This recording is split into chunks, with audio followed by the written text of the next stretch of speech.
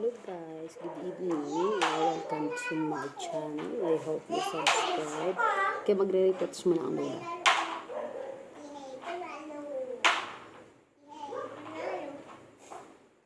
Alam mo guys, hindi talaga ako marunong make-up na ere. My God.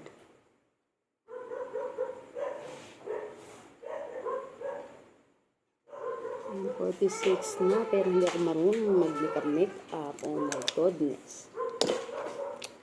Okay, ganun. Actually, wala na talaga akong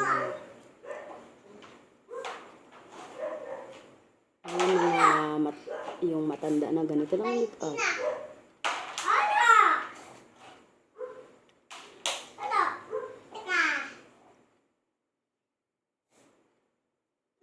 Wala na talaga siya. Okay. Okay guys, ganun lang. And then,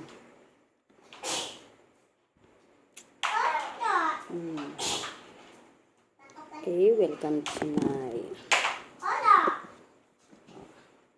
okay na. This video is para sa mga, actually sa mga student. Ang mga student natin yan since pasukan na ngayon. Hi! Welcome to my YouTube. Kung mapapanood mo to, pasok ka. By the way, welcome to my 10 subscriber. Thank you sa inyo. Since bago pa lang ako. Okay, before I proceed, napakilala mo na ako. My name is Chevelyn Lides. I'm proudly seen na I'm a load of 3 makulit toddlers. And diretso na po tayo guys. Direct to the point na tayo. Magbibigay ako ng 3 tips na basic na to. Napaka-basic sa mga student natin dyan. Problema nyo ay paano makapasa sa exam. Oh my God. Lalo na yung mga upcoming college dyan. Grabe. Alam naman natin ang college is talagang dugo-dugo ng laban dyan guys. Yes. Based on my experience. Actually, I'm not a teacher or anything. Basta naging student ako.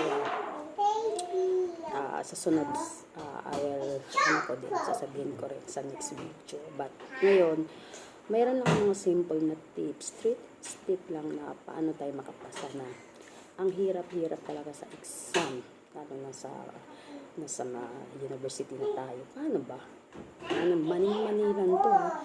Kasi guys, totoo, walang bubo. Wala talaga. Walang bubo. Tandaan nyo yan. Sa atin lang. Kasi ang college, tayo ang gagawa ng grade. Yun, napatunayan kaya walang bubo. Tayo ang gagawa ng grade guys. Kaya kailangan gawin natin ang the best. Paano ba? Etong 3 step na to siya. First, una mo gawin. Pag ikaw ay, of course, enroll na. Siyempre, alamin mo yung name ng prof mo, subject teacher mo, and then yung schedule, of course. It's much better na mayroon kang GC or add mo siya sa Facebook. Yung mayroon kayo, if ever na may concern ka, ma-private message mo. Mahalaga to guys. Lalo na kung ikaw ay nagiging may part-time job or anything else na talagang hindi ka nag-form sa college. Kasi alam naman natin college ay ito na yung first step natin na alam mo yung totoo talagang labanan. Hindi to biro guys. Meron pa ba na swerte yung mga student kasi sila ay binayaan ng mga genius. Yung mga genius na madali lang pagsabayin. Pero sa mga katulad ng average, kailangan talaga ng time at saka mag-start. Ito, simple lang itong money. First, yun nga, alamin mo yung name ng group mo, subject teacher, ilista mo talaga sa iyong notes or yun, syempre, meron ka naman talagang pag sa college or senior high ka, yung ilista mo na doon, tsaka yung time nyo. Yun yung first. Wag kang yung tanong-tanong lang sa mga kaibigan. Sino yung group natin? Yung mga, ikaw ang gumawa, huwag kang umasa kasi guys, ito yung dahilan kadalasan nag-fail tayo. number 2. Ang number 2, kailangan, if ever nasa klase ka na, or subject yan, first subject or second, kailangan yung mga dinidiscuss sa'yo, inonotes mo. Walang labis, walang kulang, at saka yung mga, minsan nagsasabi yung prof natin na kailangan noted, yung mga talagang mahalaga. Kasi yun talaga ang lalabas sa exam. Kaya kailangan may notes ka, masipag kang magsulat. Tsaka pag nag-discuss, hindi lang yung nakikinig guys ha. Ito mga student, hindi lang yung nakasaharap ka nga ng teacher, nakatingin ka nga, patango-tango ka pa. Pero yung mind mo nandun sa next subject nyo kasi vacant, alam mo na pag vacant na may mga ano na agad kayo plano ng mga bago mong new friends. So, kailangan talaga intindihin. Tsaka masipag na basa. Kasi alam mo guys, hindi lahat ng college na basa ha. Take note. Napapatunayan ko yan. Mas magaling pa ang alam ko rin. Tsaka magaling ng English ha. Take note talaga. Anyway, gawin nyo lang yun. I-take note nyo lahat. Masipag kayo magsulat. Basahin nyo. Magkagamit nyo yun. Napakasimple nito. Simple as in para ka lang sa high school or alam mo yung mga gawain, di ba? May prop kasi na mga masipag silang maglistal, magsulat sa blackboard, magsulat. And then ito na yung number 3. Number 3, need mo, pag nalista mo na yun, syempre alam mo na yung subject teacher. Pag araw na na exam, syempre 1 week before, alam mo na yan. Exam na, dugo-dugo yan. Is sa college guys, lalo ng mga first year dyan. Eh kung ang units nyo, 8 units ha, per subject. Sipin mo yun, kadalasan dyan, 50, ano yan, 1 to 50, o sipin mo yun. Hindi ka malulugaw. Di ba lulugaw ang utak mo? So, ito lang gagawin mo, napaka-basic. Yung mga nililista mo, of course, meron ka namang reviewer dyan, bigay. Alam mo na yan, kung mga identification niya, multiplication, or yung mga puzzle na mga ganun. Gagawin mo lang yun. Of course, pag ikaw mag-review, walang distraction ha. Pasok ka sa kwarto mo, lagyan mo na sign ang labas na don't disturb. Kasi kailangan talaga yung mind focus. Tapos, ang i-prepare mo, yung notes mo, na may mga sulat sa mga kung ano yung unang first mong subject na dapat ay i-review mo. And then, kung may review ka, madali lang yun.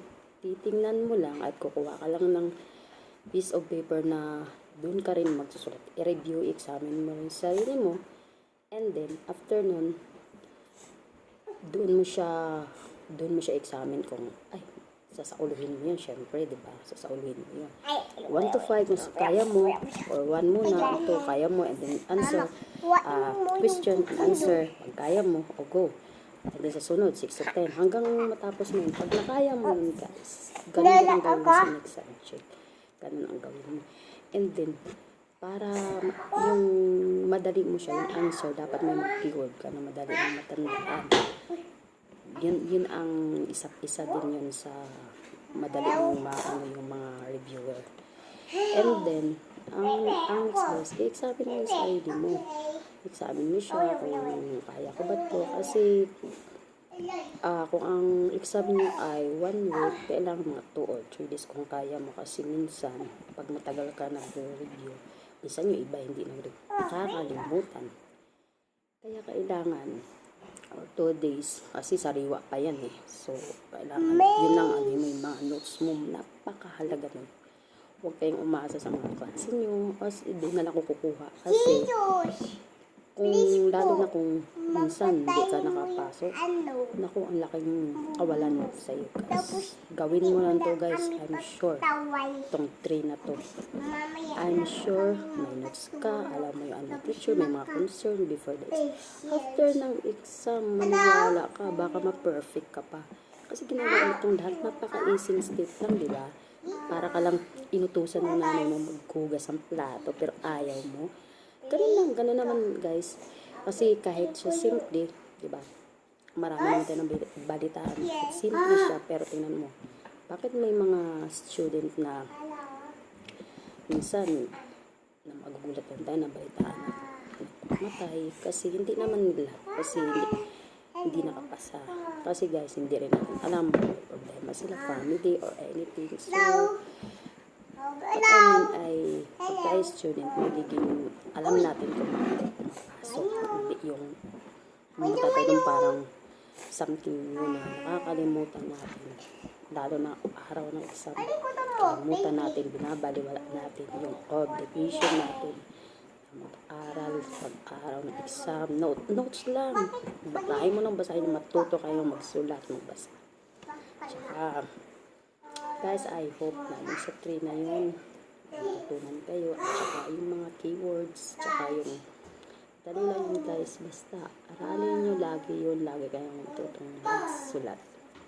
Tsaka I hope na matutunan kayo kay Nanay Lala. Thank you kung mapanood mo to sa mga estudyante dyan. Pwede po kayo magtanong sa comment section. Thank you. God bless.